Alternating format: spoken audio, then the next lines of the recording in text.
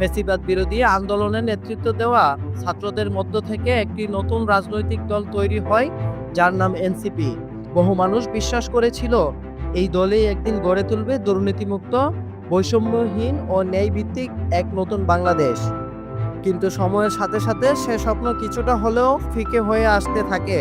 নানান নেতার বিতর্কিত কর্মকাণ্ডের ক্রমেই প্রশ্নবিদ্ধ হতে থাকে এনসিপির ভাবমূর্তি। দলটির উপদেষ্টা মাহফুজ আলমের উস্কানিমূলক ও বিভাজনমূলক বক্তব্যে দেশব্যাপী সমালোচনার ঝড় তুলে মুক্তিযোদ্ধার চেতনার নাম ব্যবহার করে যে রাজনৈতিক সুবিধা আদায়ের চেষ্টা করেন, তাও গণমানুষের মনে আঘাত হানে। আরেক উপদেষ্টা আসিফ মাহমুদ সজীব ভুঁইয়া ইতিহাস বিকৃত করে বই লিখেছেন, আন্দোলনে সাদিক কায়েমের ভূমিকাকে সে মুছে ফেলতে চেয়েছে। এরপরেও মানুষ ভেবেছিল হয়তো সময়ের সাথে সাথে সব ঠিক হয়ে যাবে, কিন্তু কেলেঙ্কারি যেন থামছেই না।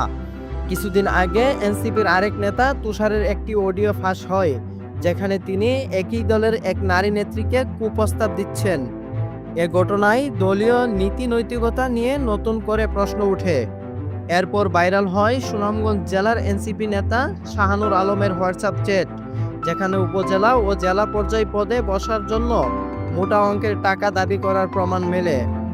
শুধু এখানেই নয়, দেশের বিভিন্ন প্রান্ত থেকে উঠে এসেছে অনিয়ম ও দুর্নীতির নানান অভিযোগ। দলীয় মনোনয়ন, বাণিজ্য, পদ বন্টনেও স্বজনপ্রীতি। সব মিলিয়ে একটা আদর্শবাদী দলের স্বপ্ন ক্রমেই ভেঙে চুরমার হয়ে যেতে বসেছে। তবুও একটা বড় সত্য হলো, এনসিপি ছিল এবং এখনো আছে ফ্যাসিবাদ বিরোধী আন্দোলনের অন্যতম বলিষ্ঠ কণ্ঠস্বর।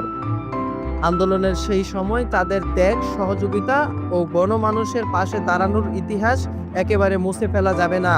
এজন্যই জাতির একটা অংশ এখনো চেয়ে আছে এই দলের প্রতি খুব বড় আশা নিয়ে। তারা চায় এনসিপি যেন তাদের ভুল থেকে শিক্ষা নেয়, বিতর্কিত ব্যক্তিদের ছেঁটে ফেলে আদর্শিক পথেই ফিরে আসে।